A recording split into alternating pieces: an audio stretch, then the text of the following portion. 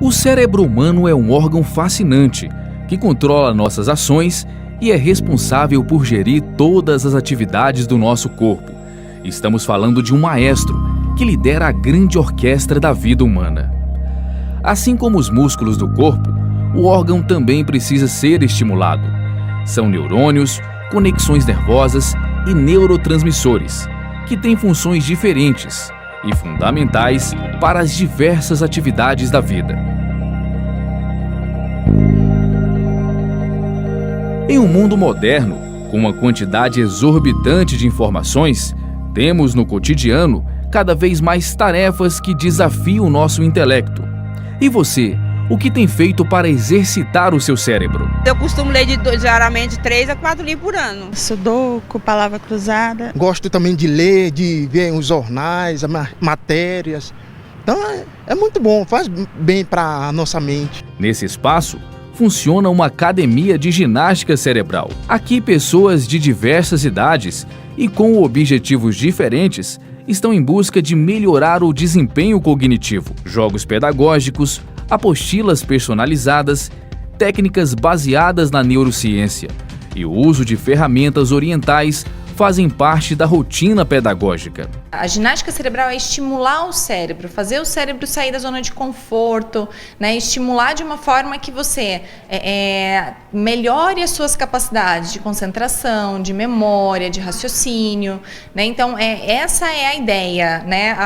Mas a ginástica cerebral nada mais é do que a gente estimular a nossa capacidade de aprendizagem, né? Estimular o nosso cérebro para que a gente tenha melhor capacidade de aprendizagem em todas as áreas do conhecimento. Na sala de aula estão mulheres da melhor idade.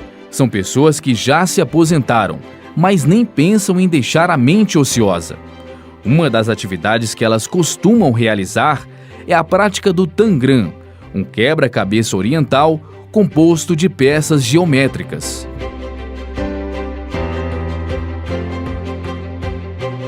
Por meio dele é possível formar centenas de figuras diferentes. Na apostila, consta a imagem a ser trabalhada. As alunas dedicadas precisam de concentração para alcançar as combinações necessárias que formam a figura. O exercício tem como intuito estimular a visão espacial, aquela que utilizamos para realizar tarefas relacionadas à noção de espaço, como estacionar um carro, por exemplo. A essa altura da vida, esse tipo de prática traz grandes benefícios para o cérebro humano. Eu melhorei bastante na concentração, na autoestima, na comunicação. Bastante mesmo, muito. Uma pesquisa realizada por cientistas brasileiros revelou que o cérebro humano tem aproximadamente 86 bilhões de neurônios.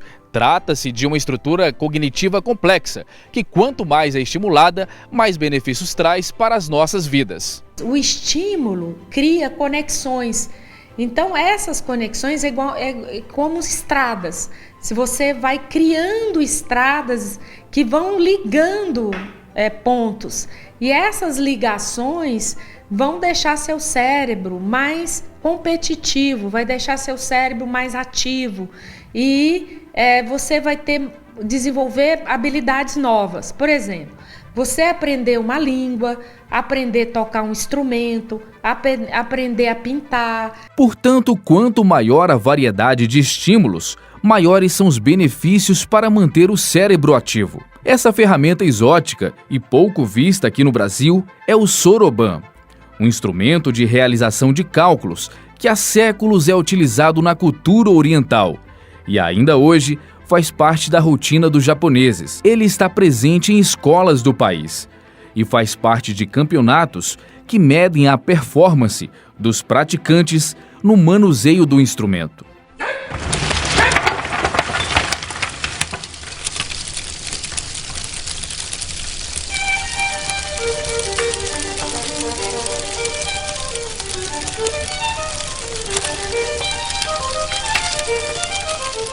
Nesse espaço voltado para a estimulação intelectual, o soroban também é utilizado, não com o intuito de ensinar matemática. Segundo especialistas, o uso da ferramenta trabalha várias competências, como concentração, foco e agilidade do raciocínio. De maneira simplificada, o soroban funciona da seguinte forma: Cada uma dessas argolas representam um número.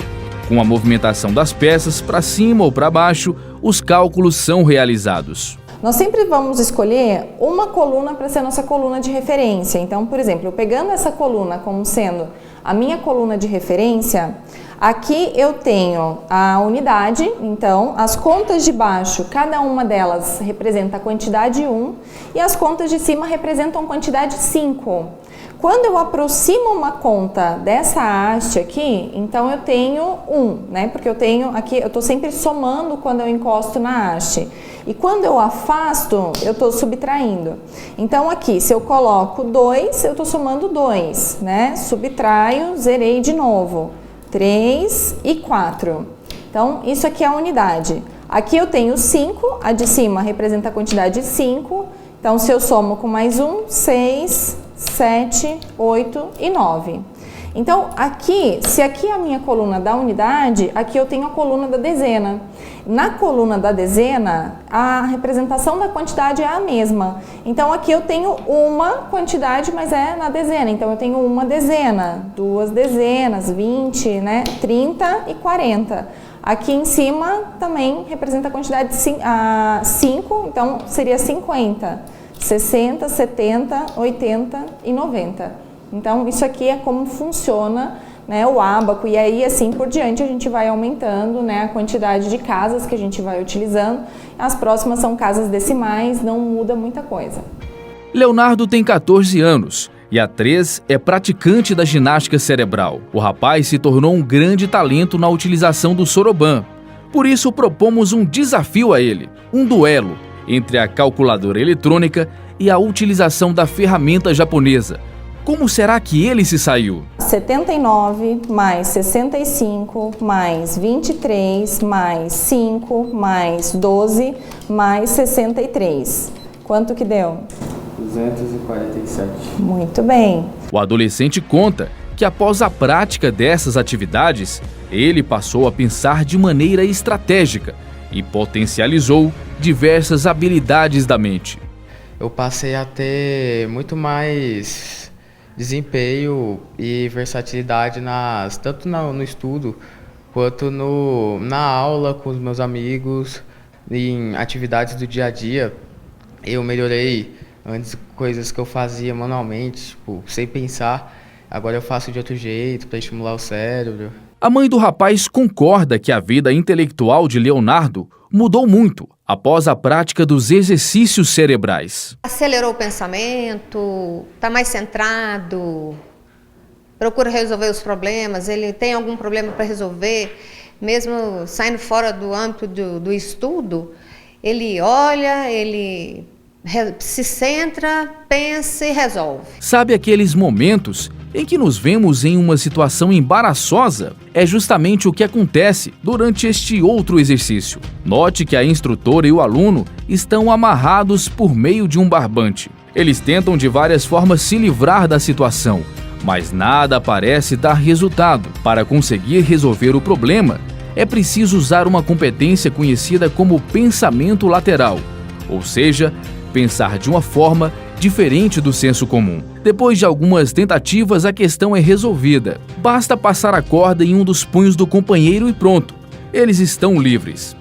Esse exercício estimula a criatividade e a capacidade de resolução de problemas.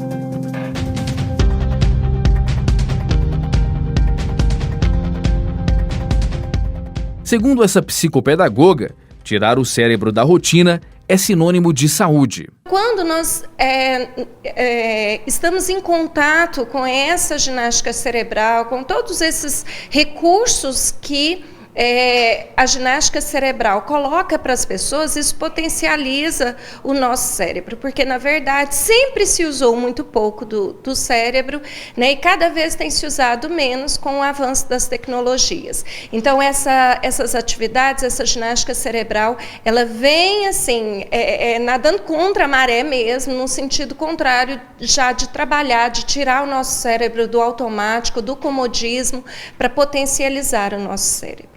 Anote algumas dicas da especialista para manter o seu cérebro sempre ativo. Uma dica simples é sempre você pensar em tirar o seu cérebro do automático, em fazer de uma maneira diferente. Até mesmo o trajeto que você faz de carro, de moto, até mesmo de bicicleta, para você chegar ao mesmo ponto por um caminho diferente, né? Tentar, por exemplo, se você tem a dominância manual mais do lado direito, busque fazer atividades do lado esquerdo, né? Então, por exemplo, desde abrir a balinha ou o chiclete que você vai usar, né, destampar algum produto, você que comumente faz com a mão direita, você tentar usar mais esse recurso com a mão esquerda. Então isso vai propiciando que você tira o seu cérebro do automático. Seu cérebro tem que pensar de uma nova forma para executar a mesma função. Não existe uma receita de bolo. Existe você está estimulando o cérebro de várias maneiras. Quanto maior diversidade de estímulos, melhor. Quanto mais modalidade, né? Estava falando dos próprios atletas. Eles não treinam só naquela atividade em que eles vão competir. Então é um treinamento mais global. Isso já pensando justamente nessa plasticidade e no benefício de uma atividade sobre a outra, né? Então a gente sabe que é importante essa diversidade de estímulos, tanto físicos como mentais.